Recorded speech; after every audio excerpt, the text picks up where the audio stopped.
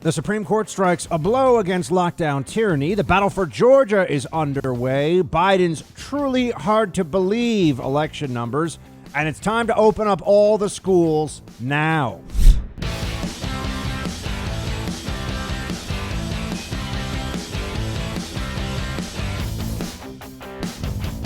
Welcome, friends, to the Buck Sexton Show. I trust you had a lovely, restful, thankful Thanksgiving. And you've already seen what I told you would happen, which is this was never going to be about give up your freedom, give up your liberty just for this one day. No, in fact, the arguments that they made about how you should cancel Thanksgiving, about how you're not allowed to enjoy this holiday, those arguments were inevitably going to extend past the holiday, which raises a very important question. Why can they never tell us the truth about what the real goals are? Why is it that those who are devoted, I would say ideologically, almost spiritually now, devoted to the most extreme lockdowns possible, why is it that they won't tell us what they really plan on doing? That we have to sit here and continuously get told, do this, and then we do it, and then it's, oh, but there's one more thing. Or we changed our mind, or let's do something else now. Is it because the data is shifting, or is it because they can't be honest with you and they can't be honest with themselves? They can't tell you what they really plan to do, and they can't let you know that they've made so many mistakes in the past already. Here we are going into this period, going into the holidays. And we were told that we weren't allowed to enjoy Thanksgiving. We were told that we had to assume that we were putting people in jeopardy if we spent time with loved ones over Thanksgiving. And the way they set it up, it was, well, it's just this one thing. You know, wait 2 weeks, except in this case, it was wait a couple of days. Don't see anyone on Thanksgiving. Okay. Well, now are we allowed to see people over Christmas? No, of course not. Are you allowed to celebrate Christmas, New Year's, Hanukkah, whatever your holiday season means for you? Are you told that now you're cleared to spend time with relatives, to be around other people? No. The lockdowners are expanding the argument they made about one holiday into all of the holidays to come. This is what they do. 15 days to slow the spread became 2 months, became 6 months, and so on. You've seen it happen. You know this. And that's why I think finally enough people have seen this. They understand the way that this is going to continue to unfold, that they say, I'm just not going to play the game anymore. I'm not going to obey. This is unacceptable to me. And they've received a very important assistance here in that, you know how I've been saying what these mandates are is unconstitutional. I've been telling you this for months, that the Constitution still counts, that just because there are a bunch of Democrat politicians, not all Democrats, some Republicans too, but just because there are Democrat politicians who think they've got a really good reason, it's really important. Their ideas, their goals really matter so much here. So the Constitution no longer counts. That's not how it works. That's not how our system was built. That ignores the principles and the separation of powers that gives our government the authority that it has in the first place. There are areas which we cannot allow the encroachment of the authorities under any circumstances, and certainly not under extended, ad hoc, as they see fit circumstances. This was the first legal challenge that we've had that went all the way up to the Supreme Court. And it showed that, yes, in fact, the restrictions on religious services were capricious, arbitrary, unconstitutional. This was the Roman Catholic Diocese of Brooklyn in New York versus Governor Cuomo. And by 5-4, it went in favor of the diocese and other complainants. You had, in this instance, you had two synagogues, an Orthodox Jewish organization, two individuals, and the Roman Catholic Diocese of Brooklyn. And they claim that Governor Cuomo in New York violated their constitutional protections for the free exercise of religion. And this was a 5-4 decision that in a sane world would have been 9-0.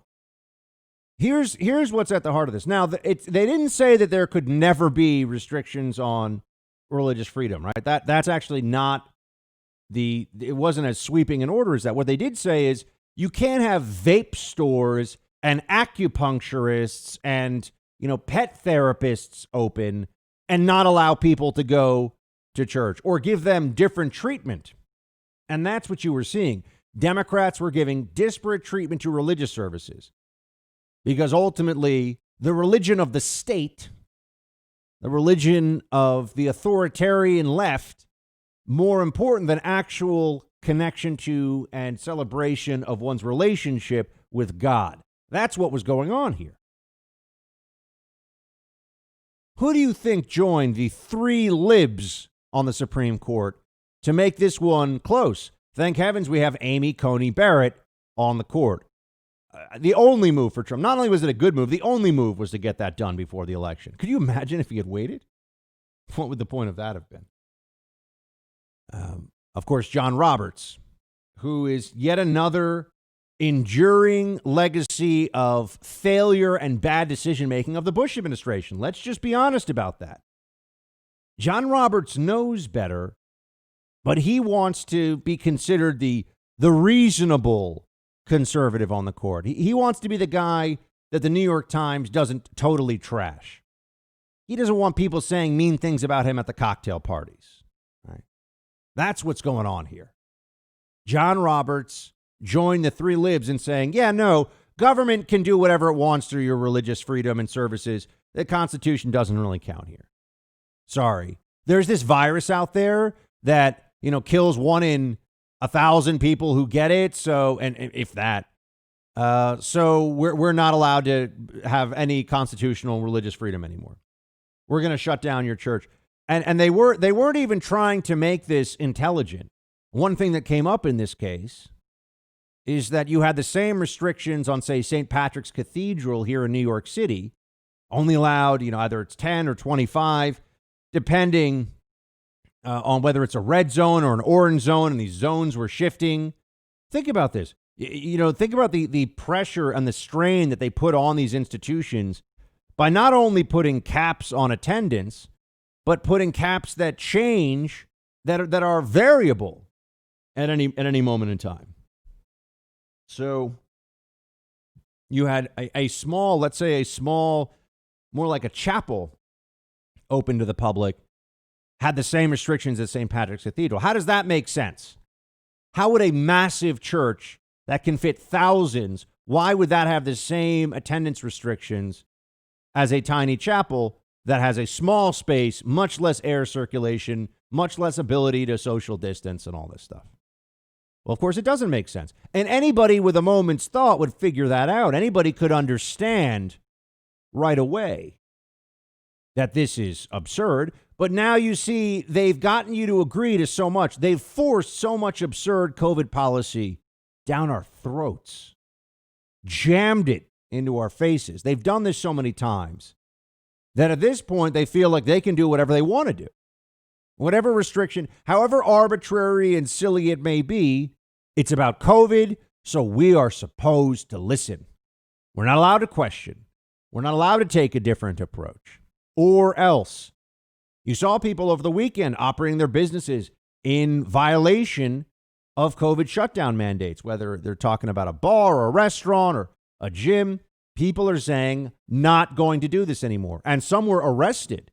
Now you're seeing the problem with, okay, we'll just go along. The state, they're just trying to keep us safe. They're not really going to hurt us if we don't do what they say. No.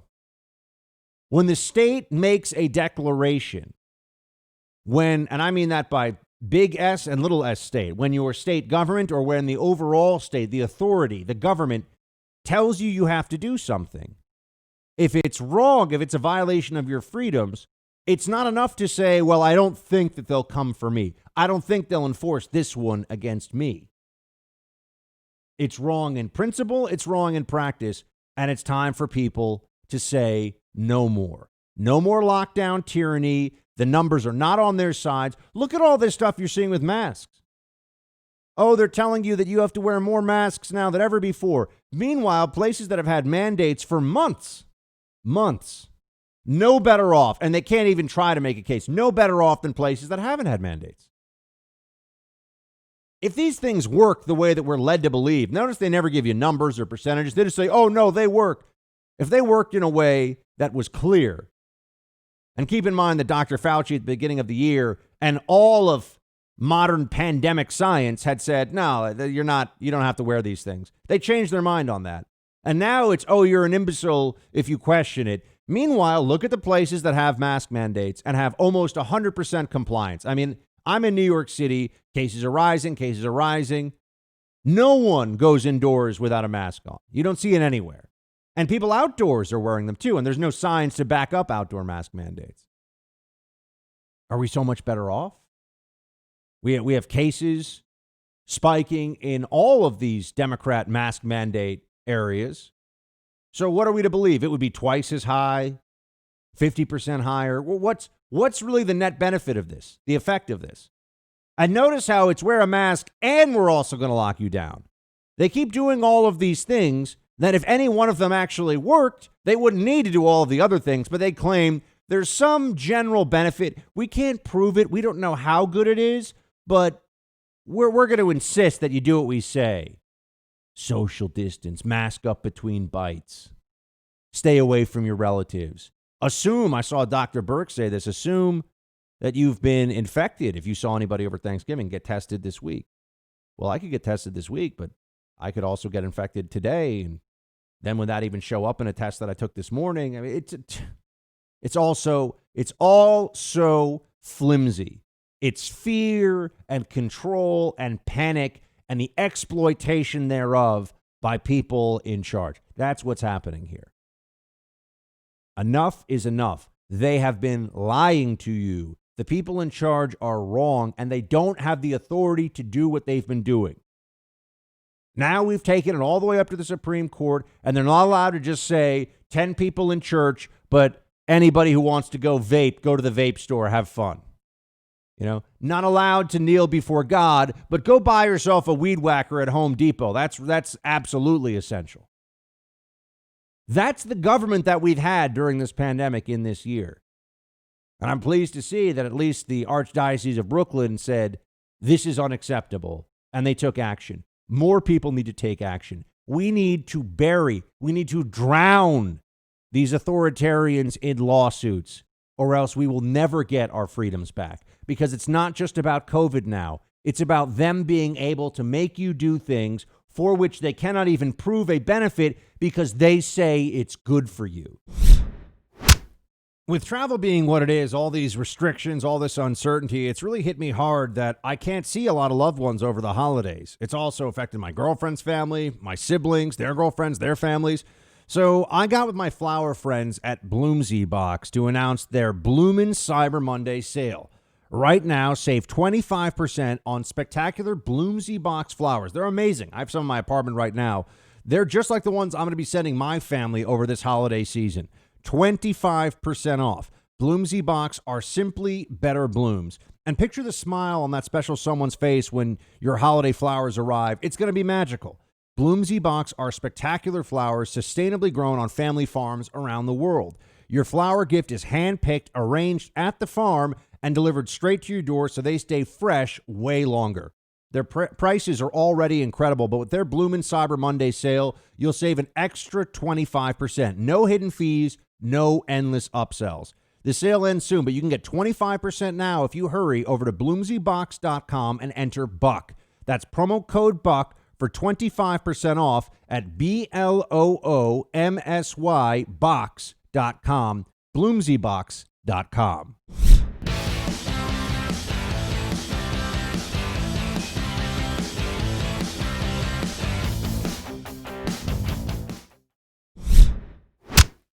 Jersey's had a statewide mask mandate since July, yet your numbers, as we talked about, have gone up exponentially in recent weeks. So what's happening? Is it not working? Are people not doing it? Are you not enforcing it? Yeah, we've had one on the inside since even well before that. We were one of the first states in America to have the indoor mask requirement, and that is overwhelmingly adhered to.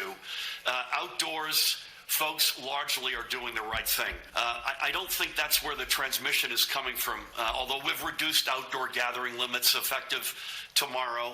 I think most of this, Brett, is on the inside, and I do think it's folks letting their hair down. And they're fatigued. Who the heck could blame them?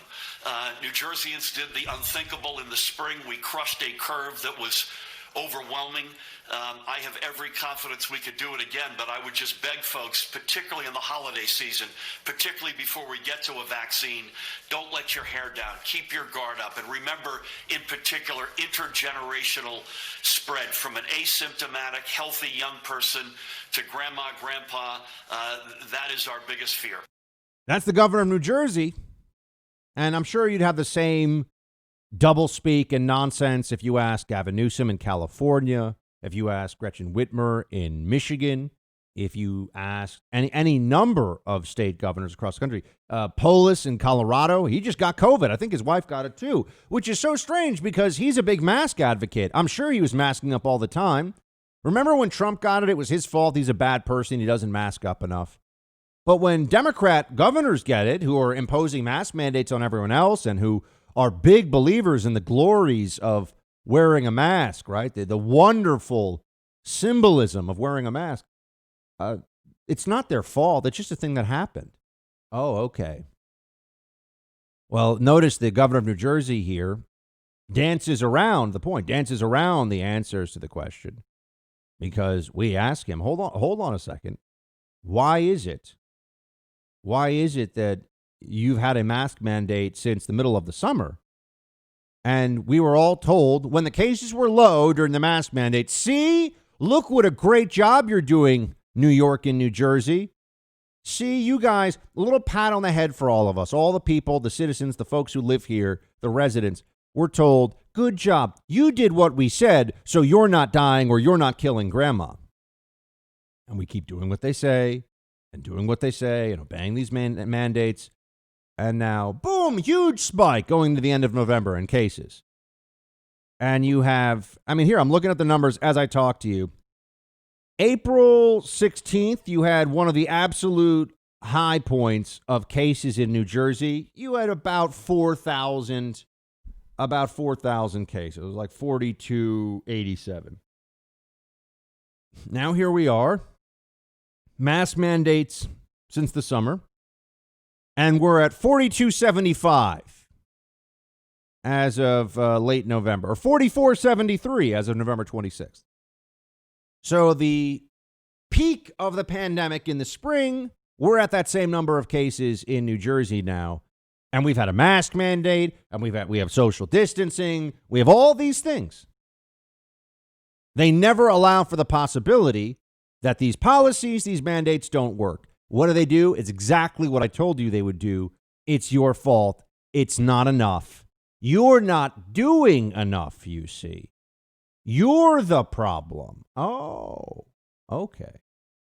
Isn't that convenient for people that have been trampling on constitutional rights?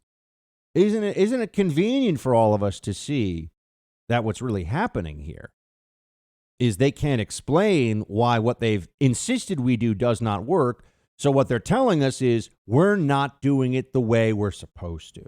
But somehow we were when the cases were really low.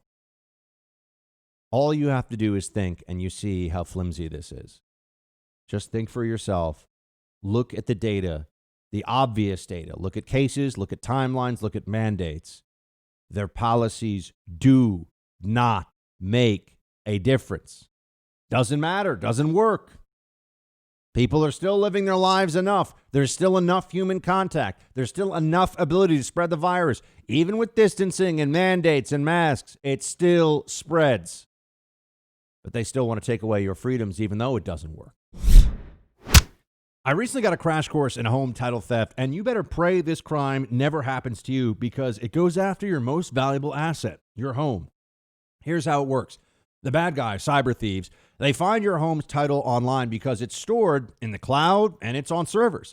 Then they use a quitclaim deed to kick you off, put themselves on, and start taking out loans against the equity in your home.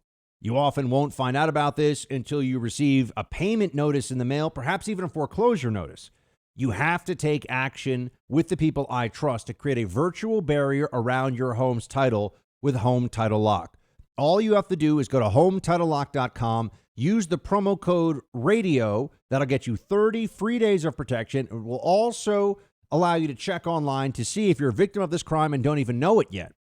Go to HomeTitleLock.com, promo code RADIO for 30 free days of protection, and to check at that site to see if your home's title has already been breached. HomeTitleLock.com, promo code RADIO.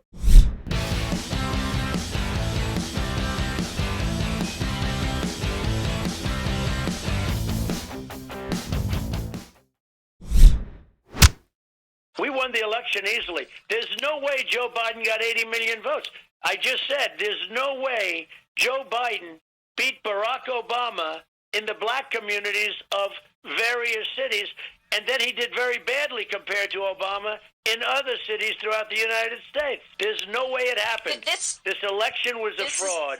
It was a rigged election. President not backing off a bit. He's in this fight until the end. And people are looking at this now and seeing, as we analyze the data, as we have a little bit more time to digest this meal of an election that has been offered up to all of us. Something smells funky. A lot of stuff. A little too chewy. Something's wrong here. There's a problem. Joe Biden got 80 million votes. I can't tell you how much this is a shock to those of us who believe that our fellow Americans have the basic ability of discernment to recognize that Joe Biden is a loser. And yet Joe Biden got more votes than any president in history. More votes than anyone ever. That's right, for Joe Biden. This guy is a deeply unimpressive Democrat machine politician. Never done anything worthwhile for anyone in his life in public office. But here he is. Actually, maybe the crime bill that he passed that he now runs away from because Democrats have gone back to coddling criminals and acting like locking people up when they do very bad things makes us an evil country. But Joe Biden getting 80 million votes. Okay, let's spend a little time on this. There was a piece over the weekend in the Federalist by J.B. Shirk. And I haven't heard of Mr. J.B. Shirk before. President Trump retweeted this.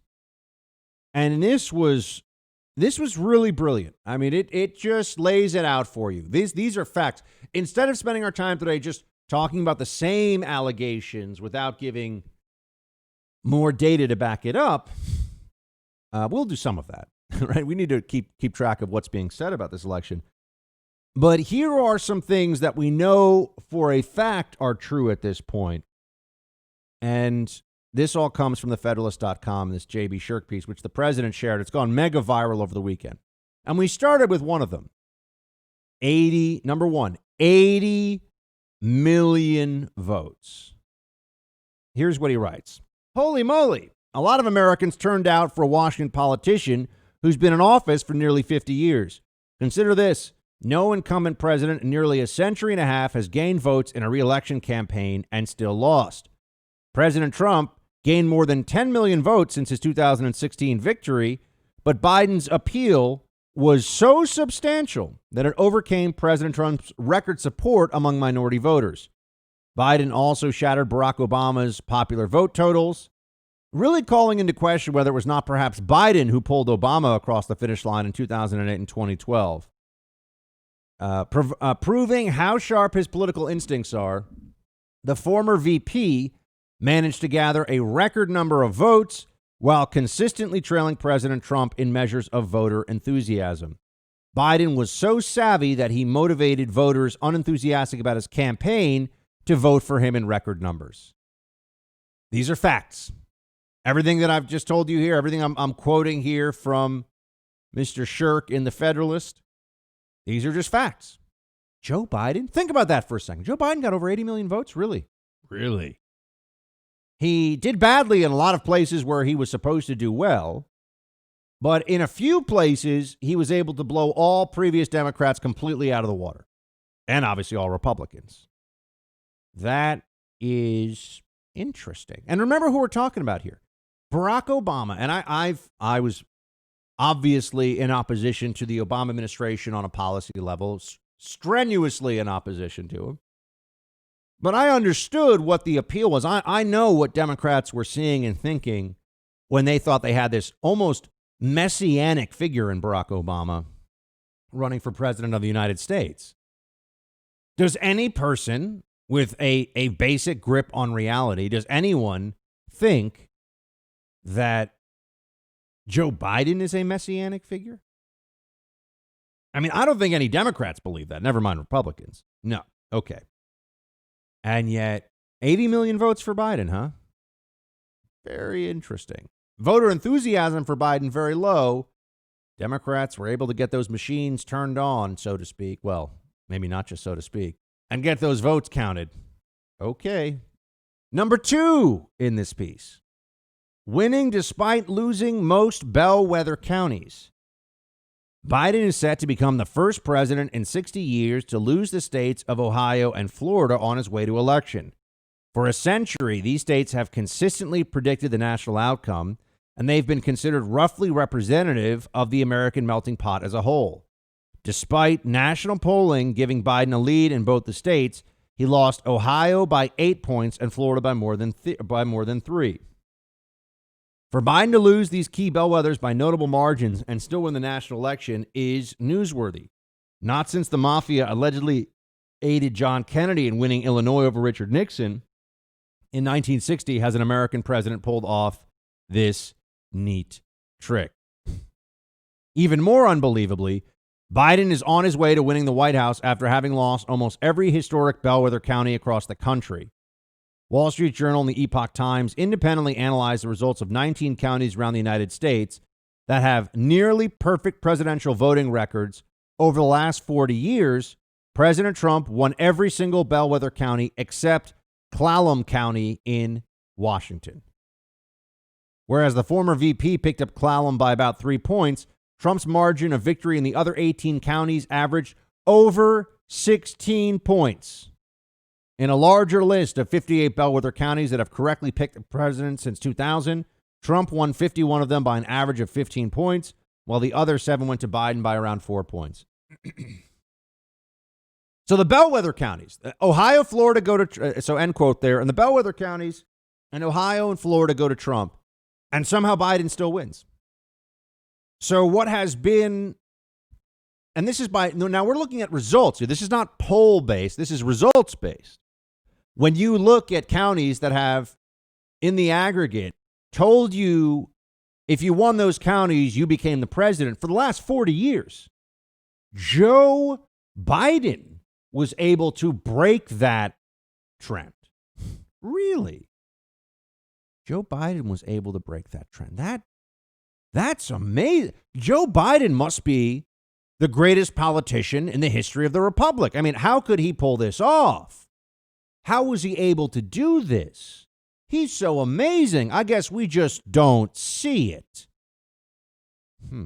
Or there's something else going on here. Or maybe, just maybe, there was foul play in this election. There was fraud, friends. The issue isn't whether there was fraud. The issue is how much fraud. Was the fraud enough, and was enough of it provable that that's all that it took to change the election? That's what we're left with at this point. Not, but it was a perfect election. Everything was clean. Everything was great. Nobody really believes. Nobody who knows anything believes that. Number 3 in this excellent piece on thefederalist.com. Biden trailed Clinton except in a few select cities. Patrick Basham, a pollster with an accurate track record, highlighted 2 observations made by fellow colleagues: that Biden underperformed Hillary Clinton in every major metro area around the country, except for Milwaukee, Detroit, Atlanta, and Philadelphia. Huh. Interesting. Isn't that fascinating? I think that's something that you'd have to... How do you explain that? How do you explain that? Now, there is an addendum here. An addendum here that at National Review, you have Dan McLaughlin saying that, no, it wasn't only 4 major swing state cities where that changed here. That it was more than that. But when you look at a lot of these cities, Biden still performed incredibly well. Incredibly well. And we're talking about Joe Biden here. Number 4, Biden won despite Democrat losses everywhere else. This is one of the biggest challenges for me to get past and believe, oh yeah, this was fine. This makes sense. Here we go. Quote, Randy DeSoto noted in the Western Journal that Donald Trump was pretty much the only incumbent president in U.S. history to lose his reelection while his own party gained seats in the House of Representatives. That's a Biden miracle. In 2020, the Cook Political Report and the New York Times rated 27 House seats as toss-ups going into Election Day. Right now, Republicans appear to have won all 27. Democrats failed to flip a single state House chamber, while Republicans flipped both the House and the Senate in New Hampshire and expanded their dominance of state legislatures across the country. Okay, so does somebody want to come up with what is the rationale here? How could that happen?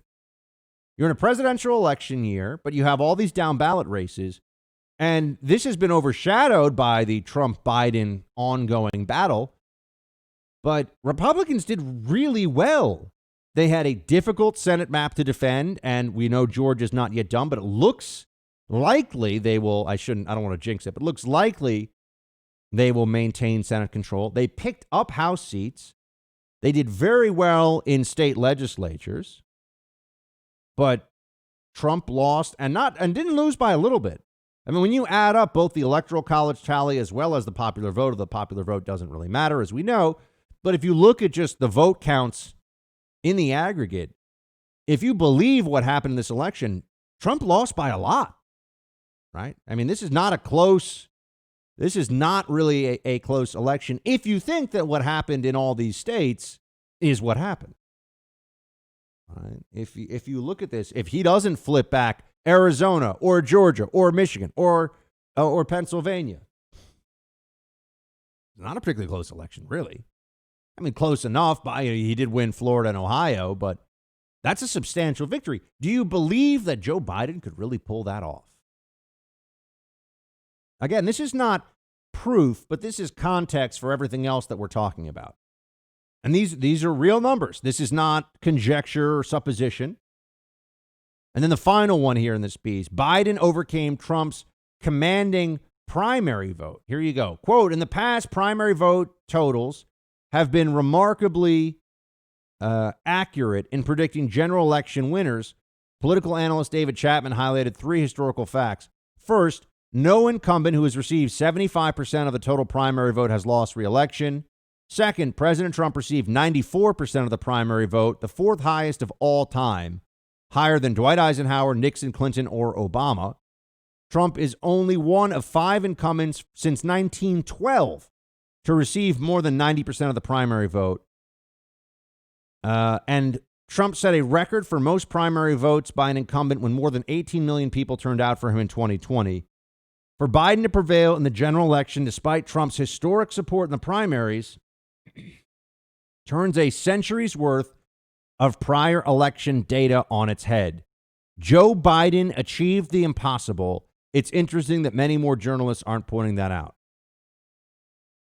Joe Biden achieved the impossible.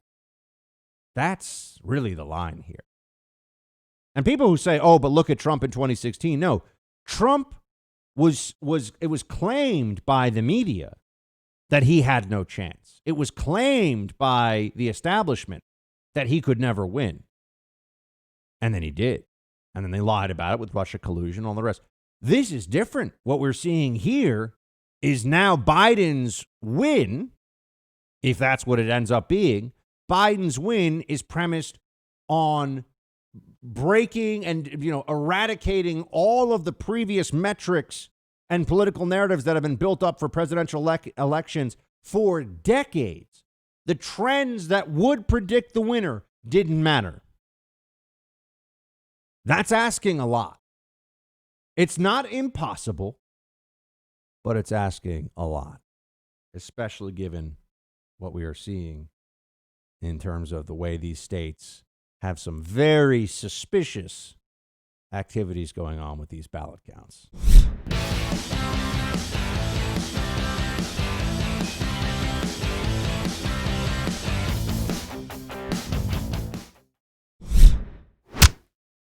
The media doesn't even want to cover it. I mean, you're doing something. You're actually very brave because you're doing something. The media doesn't want to talk about it. They know how fraudulent this is. It's no different than Hunter. It's no different than Hunter. They don't want to talk about Hunter.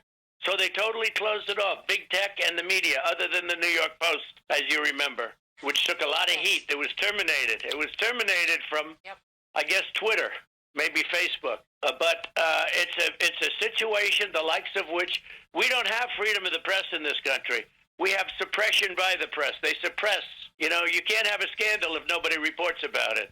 This is the greatest fraud in the history of our country from an electoral standpoint. And I guess you could build it up bigger than an electrical. What's bigger from an electoral standpoint? What's bigger than this? This is the essence of our country. This is the whole ball game, and they cheated. Trump is saying they cheated. He's not backing down one bit. And he's got his legal team out there bringing these different challenges. And here's what is definitely true. I mean, meaning that we know it's true already.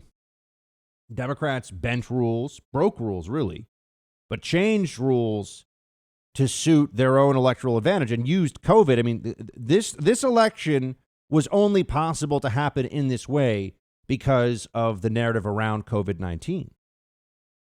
It's safe for people to vote and do that even in this era of COVID. But Democrats had convinced everybody, they used COVID in so many ways to defeat this president. Without COVID-19, Donald Trump wins re-election, no question.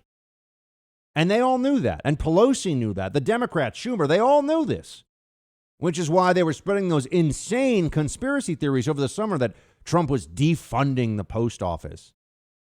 There was no need for there to be mail-in balloting because of COVID, but they said that that's what had to happen. And so in some key states like Pennsylvania, they changed the rules to suit Democrat needs. Were they allowed to do that? Was that fair? Was that legal? Was it constitutional? Those are the questions that if we had an honest press, they'd be asking, but they're not. They're already just writing stories about the Biden transition team and cabinet measuring the drapes on their new offices in the White House.